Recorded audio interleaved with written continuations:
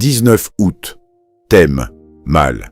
Abstenez-vous de toute apparence de mal, abstenez-vous de toute forme de mal. 1 Thessaloniciens 5, 22. L'exhortation qui nous est faite est de résister et de nous opposer à tout ce qui est mal, que la forme en soit bonne ou mauvaise.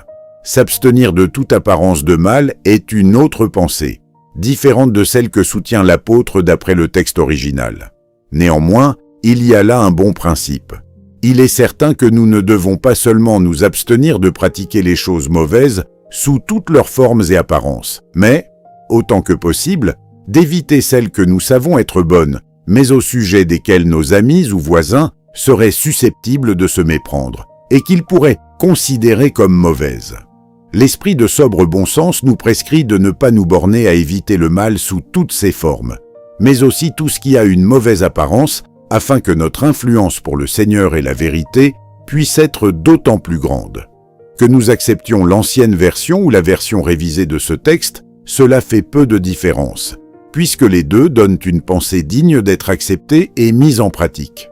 Sûrement, puisque nous aimons la justice et haïssons l'iniquité, nous nous abstiendrons de toute forme d'iniquité, aussi faible soit-elle. De même aussi, nous nous abstiendrons de toute apparence de mal, aussi innocent soit-il. Nous éviterons à la fois la première parce que mauvaise, et la dernière parce que si nous ne l'évitons pas, il peut en résulter du mal pour nous et pour les autres. La dernière a été une cause de ruine dans l'influence de certains enfants de Dieu pour le bien, ainsi qu'elle a amené les faibles et les égarés à trébucher. Heureux sommes-nous si nous pratiquons les deux préceptes. Question: quelles ont été les expériences de cette semaine en rapport avec ce texte? Comment ont-elles été subies?